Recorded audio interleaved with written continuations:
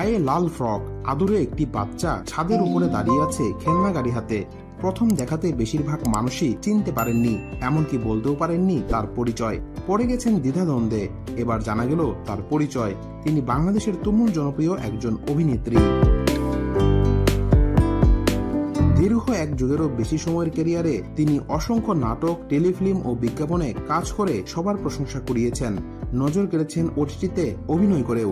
সব ঠিক থাকলে চলতি বছরে প্রেক্ষাগৃহে মুক্তি পাবে তার অভিনীত প্রথম সিনেমা প্রিয় মালতী।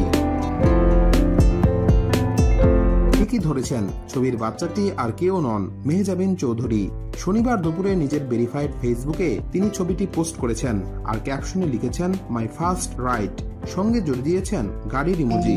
তারপর থেকে ছবিতে প্রতিক্রিয়া জানাচ্ছেন নেটিজেনরা। কেউ করছেন প্রিয় অভিনেত্রীর প্রশংসা, আর কেউ বা জানতে চাইছেন ছবিটা কত সালের।